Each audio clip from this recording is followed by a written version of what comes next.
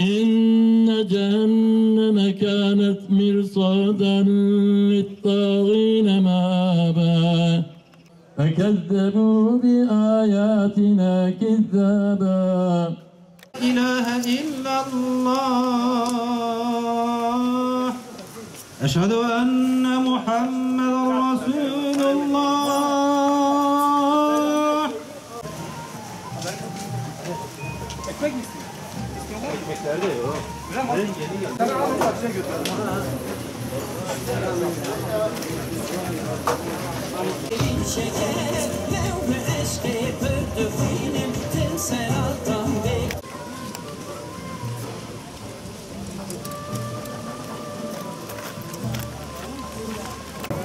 Her şeyden önce hepinizi Allah'ın selamıyla selamlıyorum. Esselamu Aleyküm ve Rahmetullahi ve Berekatuhu. Hüdapar Çermik İlçe Teşkilatı olarak kurulduğumuzdan bugüne kadar her yıl Ramazan ayında vermiş olduğumuz iftar programlarıyla farklı yer ve mekanlarda sizlerle bir araya geldik. Rabbim nasip etti. 2017 Ramazan ayının iftar programında birazdan hep beraber burada açacağız. Bu duygu ve düşüncelerle tekrardan hepiniz hoş geldiniz. Geceniz mübarek olsun. Allah'a emanet olunuz. Allah'ın rahmeti, mağfireti ve bereketi hepinizin üzerine olsun. Ramazan ayının kendine has özelliği, güzelliği, belki de en iyi tarafı, en güzel tarafı, Müslümanların bu ayda bir araya gelmesi, ortak iftar programları tertip etmeleri, birbirinin halini, ahvalini sorması, konu komşuya sahip çıkması, ortak etkinliklere de bulunmaları, hali vakti yerinde olanın olmayana yardım etmesi, tokun aç olanın halini sorması ve en azından bu Ramazan ayında fakir fukaranın, geçim sıkıntısı çekenin rahat bir şekilde doymasına yardımcı olduğu bir aydır, bir gündür. İslam toplumunun dayanışmasının, kardeşliğinin, yardımlaşmasının bir gereğidir bu. Maalesef bu özelliğimiz Ramazan ayı dışında unutulmakta. Ramazan bitince komşuyu sormaz oluyoruz. Ramazan ayı bittikten sonra eşi, dostu, akrabayı sormaz oluyoruz. Sılah-ı rahmi eksiltiyoruz. Müslüman olarak bizim yapmamamız gereken şeyler bunlar. Ama maalesef Ramazan Müslümanı haline gelmişiz. Bu Ramazan Müslümanlığından çıkıp 12 ay boyunca bu Ramazan ayı içerisinde sahip olduğumuz bu haleti ruhiyeyi devam ettirmemiz lazım. Kalbimizin imanla, kardeşlikle, sevgiyle, muhabbetle çarptığı bu günler gibi diğer 11 ayın da böyle olması lazım. Eğer böyle olursa o zaman özlediğimiz o günlere çok daha erken kavuşuruz. Ümmet olma bilincine daha erken kavuşuruz. Malumunuz 5 devre hadisini hepiniz biliyorsunuz. Hazreti Resulullah Aleyhisselatü Vesselam şöyle emretmekte, şöyle buyurmakta: ümmetimin evveli nübüvvet ve rahmettir. Benden sonra nübüvvet yolu üzere hilafet dönemi gelecektir. Ayrıntıya girmiyorum. Nübüvvet, bu hilafet döneminden sonra da ısırıcı melikler dönemi başlayacaktır. Sultanlar dönemi başlayacaktır. Bu dönemde Allah'ın dilediği kadar devam edecektir. Ardından ceberutlar, diktatörlükler, zulüm ve zorbalıklar dönemi başlayacaktır. Bugün içinde olduğumuz dönem bu dönemdir. Demokrasi ismiyle başımıza getirilen diktatörlerin dönemidir. Zorbaların, ideolojilerin zorbalığının dönemidir. Ve son devre olarak tekrar nübüvvet yolu üzere hilafet veya benzeri bir dönem gelecektir buyurmaktadır. İşte bizler son dönemdeyiz. Bu dönemin erken gelmesi, gecikmesi bize bağlıdır. Eğer bizler İslam yolunda çalışırsak, Kur'an'ın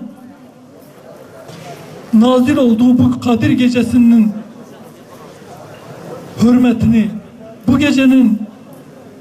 gece nazil olan Kur'an'ın hürmetini bilirsek, Kur'an'a sahip çıkarsak, onun etrafında kenetlenirsek, emin olun ki bu son dönem çok da erken gelecektir.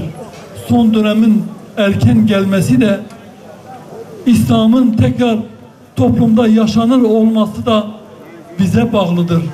Ve bizler bu şuurla yaşarsak, çocuklarımızı bu şuurla yetiştirirsek, topluma bu şuurla yaklaşırsak, İslam'ın aramızda önce ailemizde hakim olması, sonra topluma hakim olması için uğraşı verirsek, Allah için çalışanlarla beraber olursak, İslam'ın hakimiyeti için uğraşanlarla, çalışanlarla beraber olursak, cehd ve gayret gösterirsek, bu dönem erken gelecektir. Yok eğer biz batılı emperyalistlerin, Avrupa'nın, Amerika'nın aramıza koyduğu fitne ve fesadın peşinden gidersek, onların yalan ve dolanlarına kanarsak, onların telkinlerine, vesveselerine aldanırsak bu dönem gecikecektir. Avrupa 1945 yılında birbirlerinden 60 milyon insan öldürdüler 5 yıl içerisinde. 60 milyon insan. Avrupa devletleri birbirinden bu kadar insan öldürdüler. Yine Fransa'da mezhep savaşları vardı. Bu mezhep savaşlarında Katolik ve Protestanların savaşıydı. Bir yıl içerisinde 100.000 insan öldürdüler birbirlerinden. Bir yılda 100.000 insan, Hristiyanların Katolik ve Protestan mezhepleri arasında çıkan savaşta.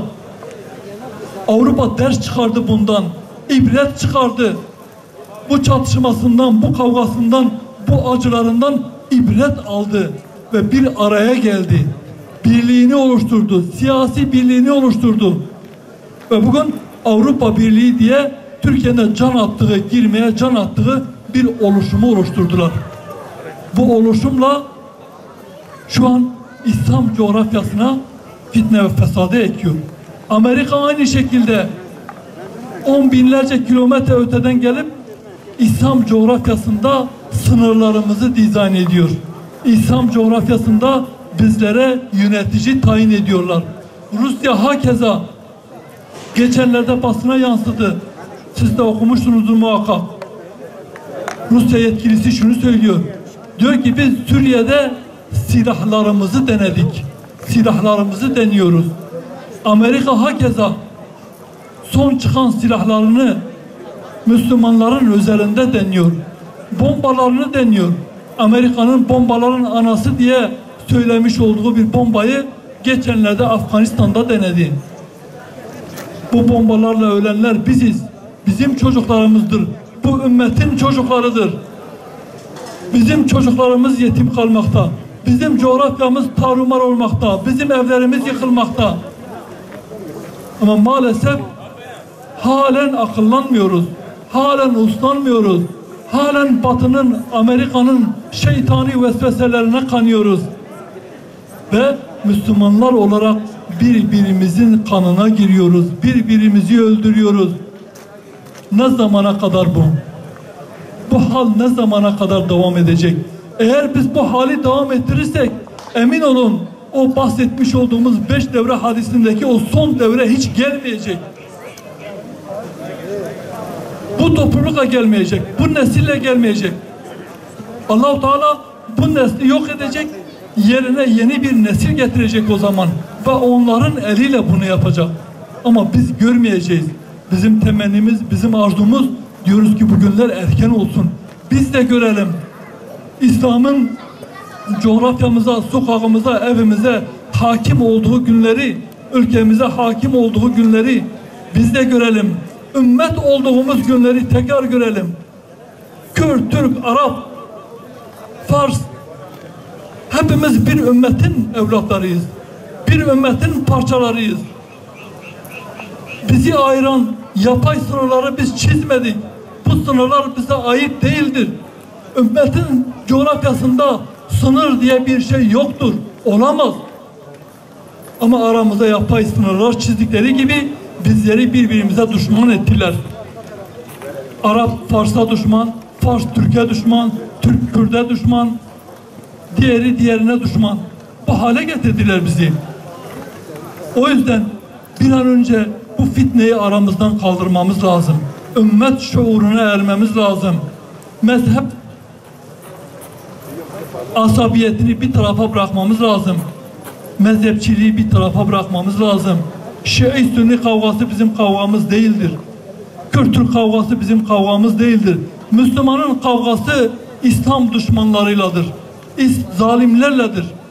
Diktatörlerledir. Müslümanın Müslümanla kavgası olmaz. Müslümanın Müslümanla savaşı olmaz. Biz bir ümmetin evladıyız ve ümmet olarak bizim tüm farklılıklarımızı bir tarafa bırakıp bir araya gelmemiz lazım. Kardeş olmamız lazım.